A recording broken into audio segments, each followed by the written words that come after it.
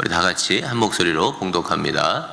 예수께서 그들에게 이 비유로 이르시되 너희 중에 어떤 사람이 양 100마리가 있는데 그 중에 하나를 잃으면 99마리를 들에 두고 그 잃은 것을 찾아내기까지 찾아다니지 아니하겠느냐. 또 찾아낸즉 즐거워 어깨에 메고 집에 와서 그 벗들과 이웃을 불러 모으고 말하되 나와 함께 즐기자. 나의 잃은 양을 찾아내오노라 하리라. 내가 너희에게 이르노니 이와 같이 죄인 한 사람이 회개하면 하늘에서는 회개할 것 없는 의인 99으로 말미암아 기뻐하는 것보다 더하리라. 아멘. 자리에 앉으시기 바랍니다. 하나님의 은혜가 2019년에도 사랑하는 성도 여러분들의 가정에 함께하게 되기를 예수님의 이름으로 축복합니다. 아멘.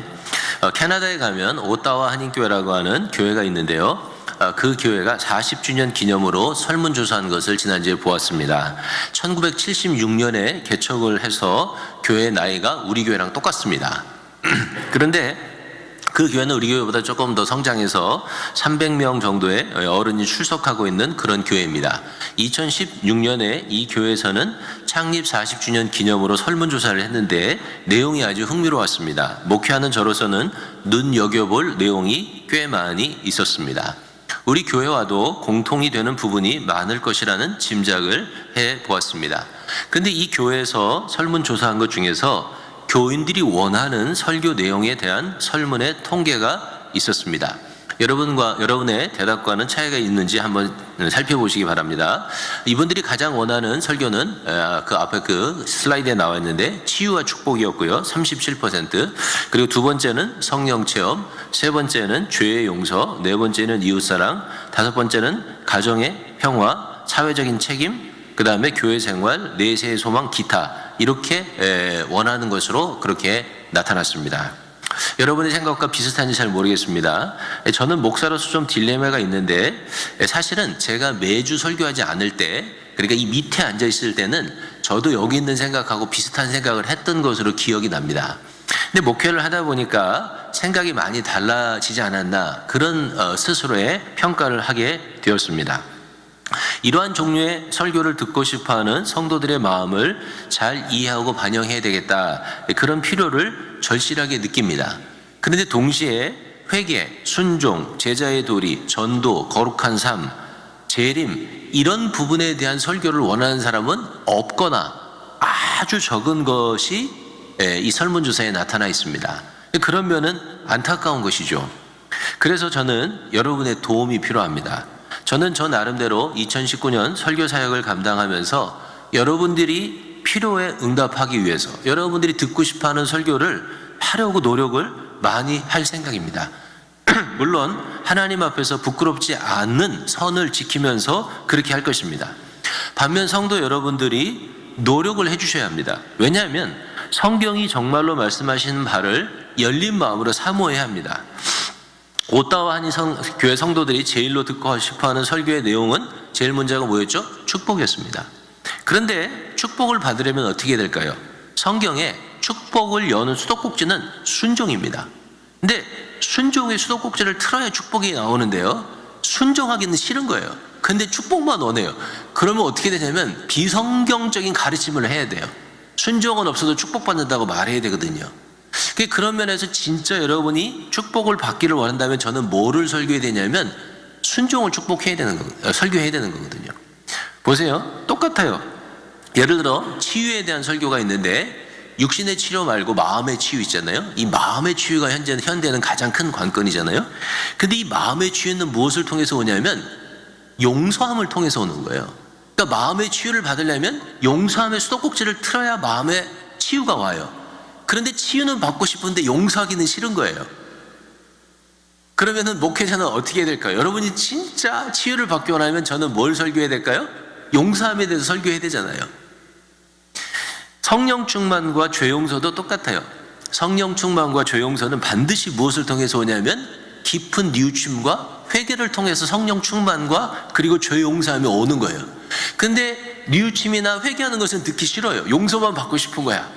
만약에 그거를 원하는 여러분의 귀를 즐겁게 해드리기 위해서 제가 설교한다면 그건 어떻게 될까요? 그거는 성경적이지 않은 걸 설교하게 되는 거예요. 그래서 뭐가 필요하냐면 여러분의 도움이 필요한 거예요.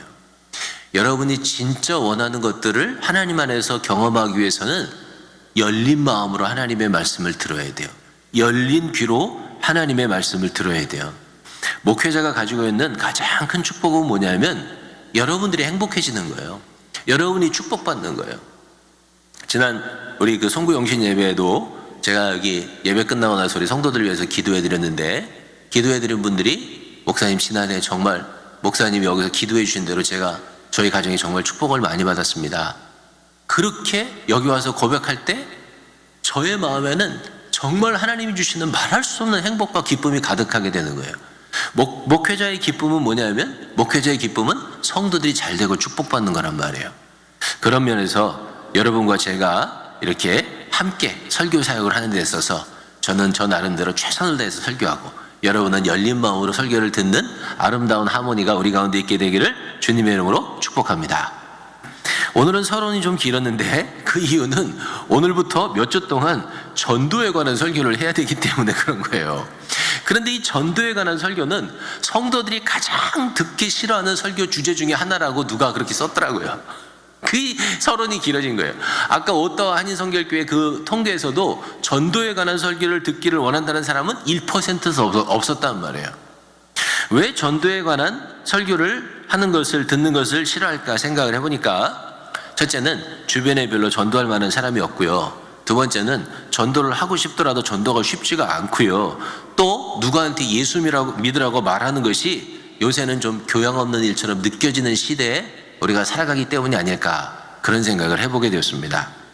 그러나 사랑하는 여러분, 전도는 축복과 긴밀한 연결이 있습니다. 왜냐하면 축복은 무엇을 통해서 온다 그랬죠? 순종을 통해서 온단 말이에요. 근데 성경에는 주님이 우리에게 주신 명령이 크게 두 가지가 있어요. 하나는 사랑하라는 명령이에요. 또 하나는 전도하라는 명령이란 말이에요. 주님이 주신 모든 명령을 다 종합하면 사실 이 두 가지거든요. 그래서 우리 교회는 뭐예요? 사랑과 선교의 공동체란 말이에요. 하나는 사랑의 명령을 따르기 원하는 거고, 또 하나는 전도하라는 명령을 따르겠다고 하는 거죠. 순종해야만 축복을 받는다면 성경에 나오는 우리가 순종해야 될 아주 크게 카테고리를 만들면 두 가지가 있는데, 하나는 뭐죠? 사랑의 명령에 순종해야 되고, 또 하나는 전도하라는 명령에 순종을 해야만 축복이 온다는 거죠. 그래서 축복받는 것과 전도하는 것은 굉장히 긴밀한 연결이 있단 말이에요. 제가 오늘은 몇 주 동안 설교하는데, 오늘하고 다음 주는 좀 전하는 여러분의 입장에서 왜 전도를 해야 되는지를 제가 설명을 할 거예요.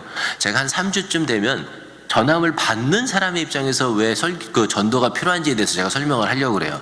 그러니까 사실 첫 두 주는 조금 이기적인 설교라고 할 수 있어요. 우리한테 왜 전도가 필요한가, 그거를 제가 설명하려고 하니까요. 그러나 여러분이 잘 듣고 이해하실 수 있게 되기를 바랍니다. 제일 먼저 제가 여러분하고 나누고 싶은 것은 뭐냐면, 오너의 의중이 가장 중요하다, 그거예요. 아주 일반적인 사실이죠. 어디를 가든지 제일 중요한 것은 뭐냐면 오너가 어떻게 생각하느냐입니다. 우리 교인들 중에는 스몰 비즈니스 하는 분들이 꽤 여러 분 계시죠. 뷰티 서플라이 하시는 분도 계시고, 세탁소 하시는 분도 계시고, 비즈니스 솔루션 하는 분도 계시고, 여러분들이 스몰 비즈니스를 하고 있습니다. 다양한 사업체를 운영하고 계시는데요, 그 비즈니스에서 가장 중요한 사람은 누구일까요? 누가 뭐라 그래도 오너예요. 오너의 생각이 가장 중요해요. 어떤 비즈니스에는 종업원이 2-3명 있는 데도 있고요, 또 어떤 비즈니스에는 종업원이 10명 이상 일하는 그런 사업체도 있습니다. 그러나 그 종업원의 수와 상관없어요. 제일 중요한 건 누구의 생각이 제일 중요해요? 오너의 생각이 제일 중요해요. 그 비즈니스에서 수십 년 경력을 쌓은 분도 계시고요, 학력이 좋은 사람도 있고요, 정보가 많은 분도 있어요. 그런데 그분들이 아무리 경력이 많고 머리가 좋고 정보가 넘친다고 하더라도 그것은 그분들의 의견이고 생각일 뿐이에요. 그분들은 조언할 수 있어요. 그러나 결정은 누가 하죠? 결정은 주인이 하는 거예요. 주인이 좋아야 좋은 거고요, 주인이 싫으면 싫은 게 돼요. 주인이 하자 그러면 하게 되고요, 주인이 하지 말자고 하면 수백 배의 이윤을 남길 수 있어도 주인이 하지 말자고 못하는 거예요. 모든 종업원의 행복을 가지고 올 수 있는 일이라도 주인이 하지 말자 그러면 못해요. 크기와 상관없어요. 항상 비즈니스에 적용되는 법칙이에요. 자, 그런데 말이에요. 온 우주와 만물에도 오너가 계세요. 그분이 세상과 온 우주의 소유자세요. 그 오너가 모든 것을 시작하셨고 모든 것을 운영하고 계시며 모든 것을 원하는 목표로 이 세상을 끌어가고 계세요. 그 오너가 누구죠? 하나님이세요. 하나님이 오너세요. 그리고 여러분과 저는 그 오너가 되신 하나님의 소유물이에요. 왜냐하면 우리는 하나님의 뜻에 의해서 지음을 받았고 피조물이라고 그러죠. 우리는 하나님의 소유가 된 백성이고 그의 뜻을 이루어가는 종이기 때문에 그래요. 만약에 그걸 믿지 않는다면 그 사람은 아직도 뭐가 아닐까요? 그리스도인이 아닌 거죠. 우리가 그리스도인이라면 우리는 공통적으로 믿는 게 있어요. 그것은 뭐냐면 하나님이 우리의 소유주시라는 거예요. 하나님이 오너세요. 그러면 생각해 보세요. 좀 거칠고 투박하지만 왜 꼭 전도해야 되느냐? 제일 먼저 떠오르는 이유는 뭐냐면 그게 오너의 뜻이란 말이에요. 여러분하고 저의 오너이신 하나님의 뜻이에요. 하나님이 숨겨놓은 뜻이 아니고요. 하나님이 대놓고 드러내놓고 하신 말씀이 뭐냐면 전도하는 게 하나님의 뜻이라는 거예요. 자, 너무나 성경에 많이 나와 있지만 그 중에 두 구절만 한번 찾아볼까요? 마가복음 16장 15절 읽어볼까요? 시작. 또 이르시되 너희는 온 천하에 다니며 만민에게 복음을 전파하라. 예수님이 드러내놓고 얘기하셨어요. 주님의 뜻이라는 거예요. 디모데후서 4장 2절을 읽어볼까요? 시작. 너는 말씀을 전파하라. 때를 얻든지 못 얻든지 항상 힘쓰라. 범사의 오래 참음과 가르침으로 경책하며 경계하며 권하라. 여기도 어떻게 해요? 범사에 언제나 때를 얻든지 못 얻든지 말씀을 전파하라는 거예요. 아, 목사님 그거는 1세기에 있었던 이야기죠. 요새는 그런 시대가 아닙니다. 그럴까봐 성경은요. 디모데후서를 읽어보세요. 우리가 금방 디모데후서 4장 2절 읽었잖아요. 디모데후서 4장을 읽어보세요. 4장에 뭐라고 되어 있냐면 이렇게 되어 있어요. 말세가 이르리니 말세가 되면 사람이 바른 교훈을 받지 아니하고 귀가 가려워서 자기의 사욕을 따를 스승을 많이 두고 또 그 귀를 진리에서 돌이켜 허탄한 이야기를 따르리라. 그게 말세라는 거예요. 근데 그 말세에 우리들에게 할 일이 있는데 그게 뭐냐면 때를 얻든지 못 얻든지 전도하라는 거예요. 전도인의 일을 하라는 거예요. 아예 디모데후서에 딱 찍어놨어요. 그걸 언제 해야 된다고요? 말세에 해야 된다는 거예요. 지금이 말세예요. 전도하는 것은 그래서 어떻게 해요? 전도하는 것은 오너의 뜻이에요. 오너의 의중과 생각이 제일 중요하고 그거를 따르는 것이 소유물 된 사람들 아닙니까? 내가 싫으냐 내가 좋으냐도 좋지만 사실은 뭐가 더 중요해요?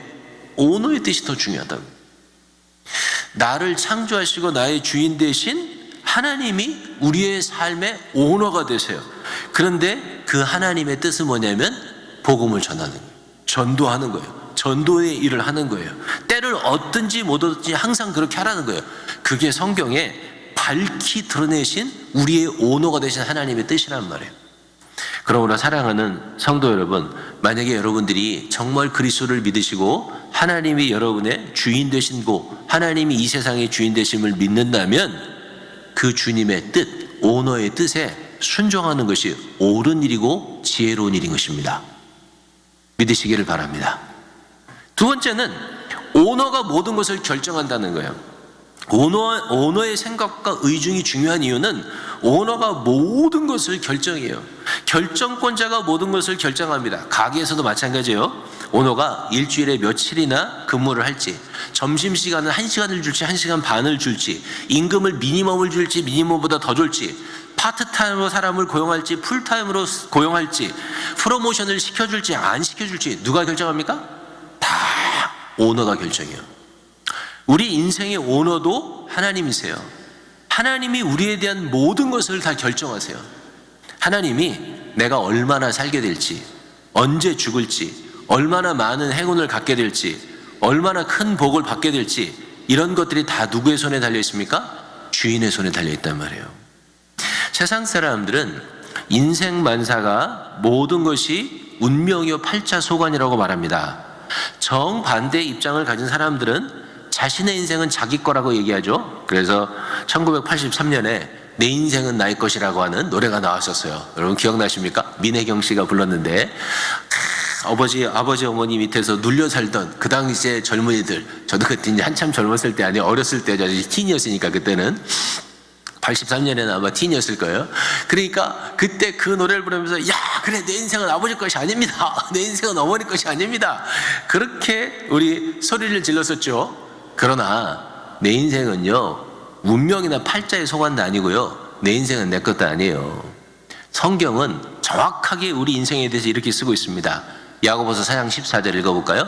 시작. 내일 일을 너희가 알지 못하는도다. 너희 생명이 무엇이뇨? 너희는 잠깐 보이다가 없어지는 안개니라. 내 인생을 내가 책임진다고요? 어림없는 소리입니다. 어림없는 소리예요. 저보다 연세가 많으신 분들은 저보다 더 많은 경험을 해보셔서 잘 알 거예요. 제가 살아온 경험만 하더라도 자기 마음대로 인생이 안 되는 사람이 얼마나 많은지 몰라요. 대부분이 다 그래요. 제가 애틀랜타에서 사역할 때 저와 가까웠던 분들 중에서 인생에 생각하지 못했던 대로 흘러갔던 사람들 한두 명 압니다. 제가 여러분 정 목사님 말씀을 드렸으니까 정 목사님 말씀을 안 드릴게요. 61세에 돌아가셨습니다. 애틀랜타에서 태권도 사범으로 오래 일하셨던 안수 집사님이 계세요. 지역사회에서 단체장도 여러 번 하셨던 분입니다. 저와 함께 니카라과 선교도 다녀오셨어요. 그런데 어느 날 병원에서 몸이 좀 이상해서 중풍인가 그러고 병원에 갔는데 한국말로 근위축성 측색경화증, 영어로는 루게릭병에 걸렸다는 말을 들었어요. 제가 몇 달 전에 아틀란타 갔는데 그 스티브 호킹 박사가 타는 전동차 있잖아요. 그런 걸 타고 오셨더라고. 네? 그런 걸 타고 이러고 오셨어요. 이러고. 뭐라고 얘기하셨는지 아십니까? 이렇게 얘기했어요. 목사님 어떻게 하겠습니까? 최선을 다해서 기쁘게 살아야죠. 제가 아는 조 집사님이라고 계셨어요. 애가 5명이었어. 5명. 큰애는 19살이었고 막내가 태어났어. 거의 18년인가 19년 차이가 났어요. 근데 그 조 집사님이 저보다 나이가 한두 살 많았던 거로 생각이 돼요. 페인트를 칠하면서 살았는데 애가 5이고 일이 많아지니까 어떻게 했냐면 애틀랜타에서 못 살고요. 그 기아하고 현대 자동차가 있는 그 밑으로 내려가 가지고 그 공장에서 이제 일을 잡아서 일을 하셨어요. 한 달에 한 번이나 한 달에 2번 정도 이렇게 올라오셨어요. 그렇게 멀지가 않으니까. 그래서 이제 수입을 이렇게 좀 늘리셨던 그런 분이에요. 그렇게 애를 썼는데요. 어느 날 갑자기 40대 암에 걸렸다는 통보를 받았습니다. 그리고 그 병에 걸렸다는 이야기를 듣고 나서 1년을 못 버티고 40대 돌아가셨어요. 40대 후반에. 인생이 생각한 대로 됩니까? 안 돼요. 그나마 천만 다행인 것은 그 와이프가, 뭐 남편이 돌아가셨는데 다행이라고 말하기는 어렵지만, 와이프가 남편이 아프기 몇 달 전에 집안 살림을 돕는다고 어린애를 키우면서 그 갓난아기를 키우면서 보험 설계 일을 배우러 다니셨어요. 보험 설계를 배우면서 자기 남편한테 생명보험을 들어놨어요. 몇 개를. 그런데 그 보험금을 자기가 타먹을 거라고 생각을 못했던 거예요. 그냥 일을 배우면서 어쩔 수 없이 보험을 들어놨던 거예요. 진짜 하나님의 은혜죠. 정말 하나님의 은혜지. 안 그랬으면 어떻게 살았겠어요. 5대를 데리고. 제가 불행한 쪽으로 예를 들었지만 정반대로 복을 받은 사람들도 많아요. 성경은 이렇게 말하고 있습니다. 같이 읽어볼까요? 사무엘상 2장 6절부터 우리 8절까지 시작. 여호와는 죽이기도 하시고 살리기도 하시며 스올에 내리기도 하시고 거기에서 올리기도 하시는도다. 여호와는 가난하게도 하시고 부하게도 하시며 낮추기도 하시고 높이기도 하시는도다. 가난한 자를 진토에서 일으키시며 빈궁한 자를 거름더미에서 올리사 귀족들과 함께 앉게 하시며 영광의 자리를 차지하게 하시는도다. 땅의 기둥들은 여호와의 것이라 여호와께서 세계를 그것들 위에 세우셨도다. 아멘. 죽이기도 하시고 살리기도 하시고, 하나님은 우리의 뭐래요? 생사를 주관하신다는 거예요.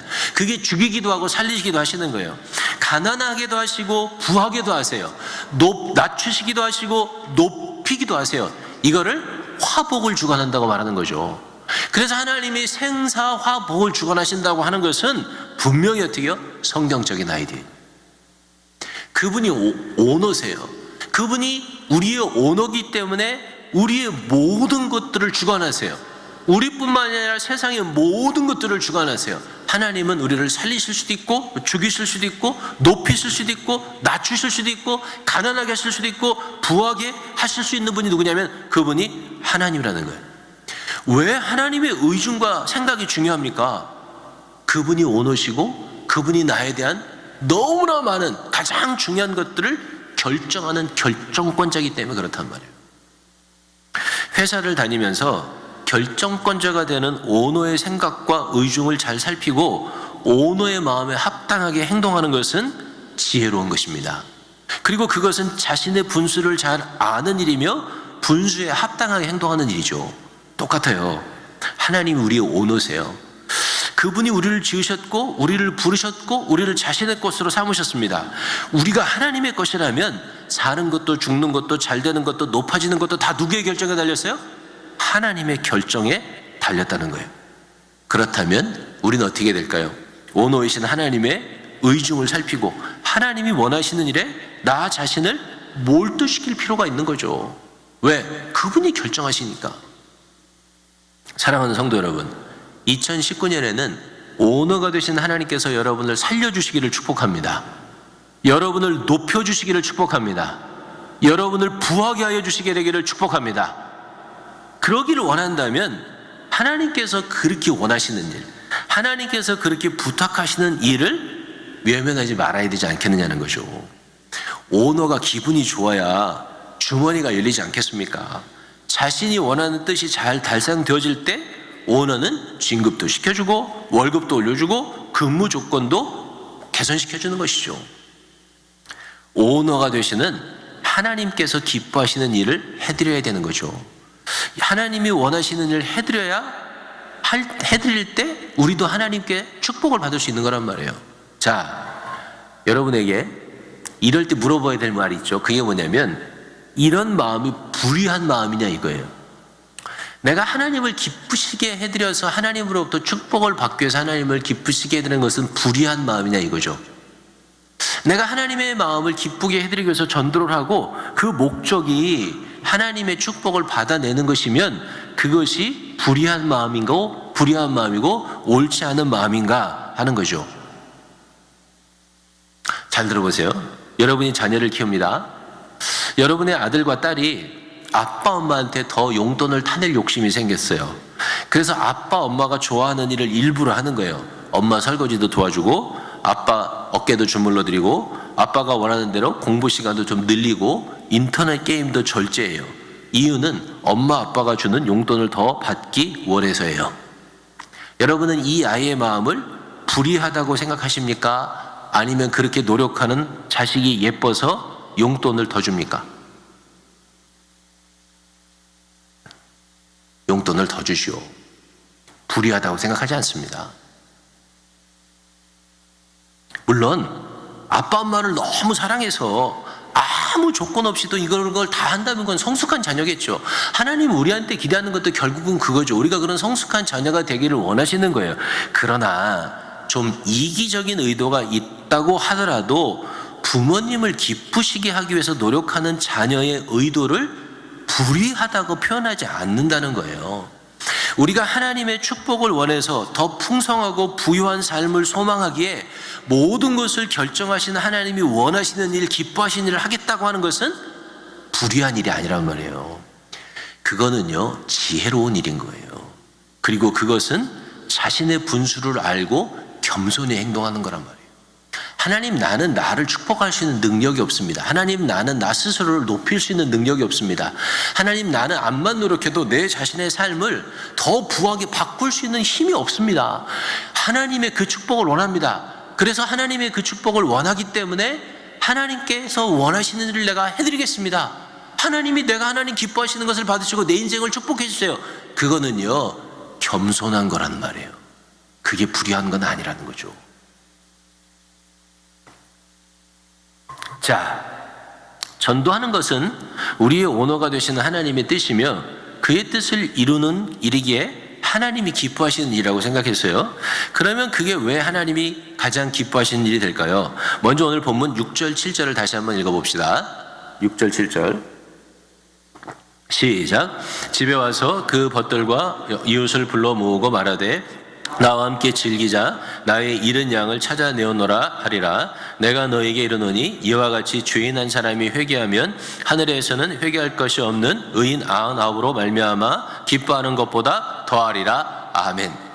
누가복음 15장에는 하나님이 이 영혼을 살리는 것을 위해서 얼마나 기뻐하는지를 쓰고 있어요. 그걸 먼저 아는 게 중요해요. 우리가 금방 읽지 않았지만 5절에는 뭐라고 써있냐면 즐거워서 어깨에 메고 그렇게 썼습니다. 즐거워서 어깨에 메요. 그 다음에 6절에 보면 이웃들을 불러 모아서 나와 함께 즐기자 그렇게 기뻐했어요. 7절에 보면 회개할 것이 없는 의인 99으로 말미암아 기뻐하는 것보다 더 기뻐한다 그렇게 썼어요. 5절, 6절, 7절에 하나님의 기쁨이 얼마나 큰지에 대해서 그것이 다른 것들과 도무지 비교할 수 없는 것과 같은 큰 기쁨이라고 하는 것을 거듭해서 말씀하고 계십니다.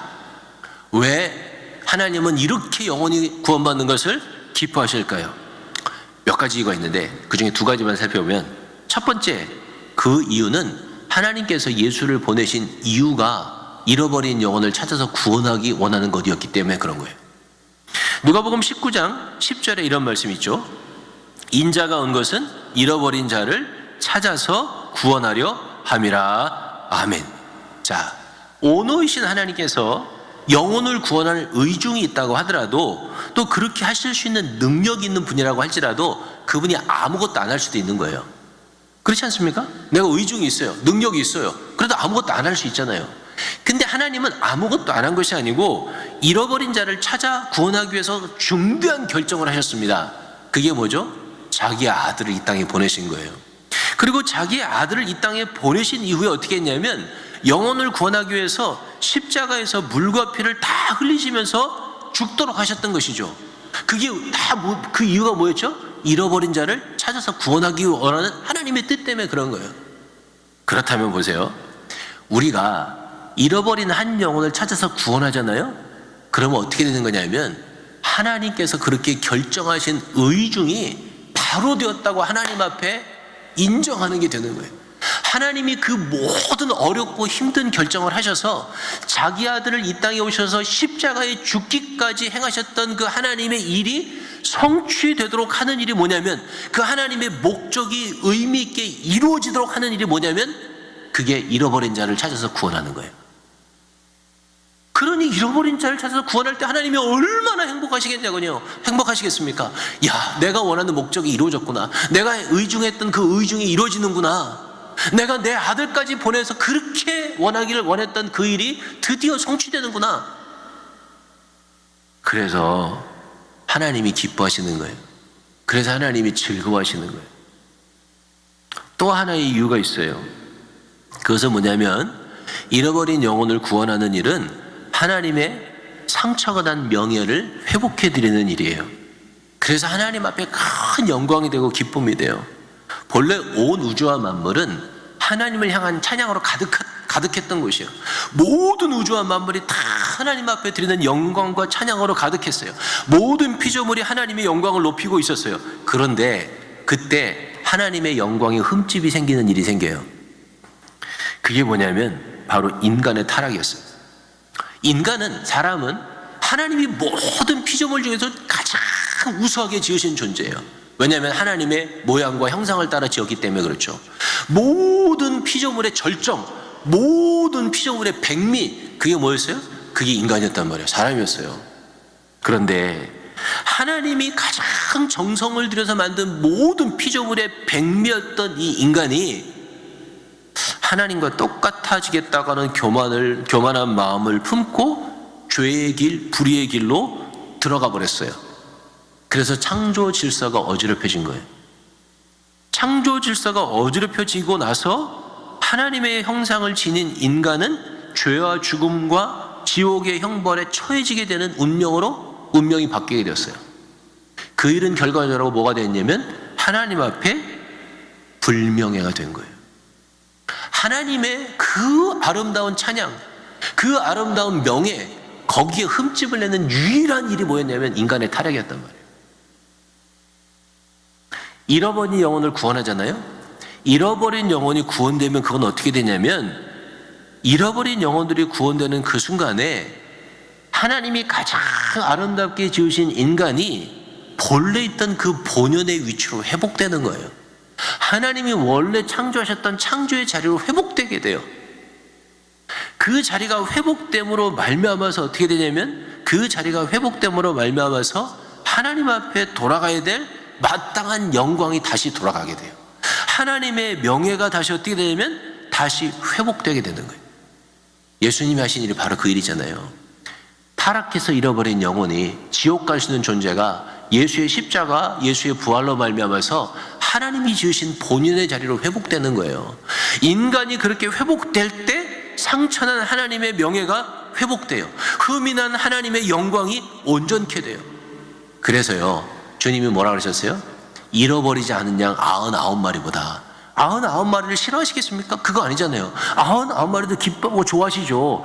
그런데 이 99마리보다 하나님이 더 영광을 회복하시게 되는 때는 언제냐면, 하나님의 영광에 상처를 내고 떠나갔던 그 사람이 예수로 말미암아 본연의 자리를 회복하게 될 때, 그래서 하나님의 상처난 명예가 회복되게 될 때, 그때 어떻게 된다고요?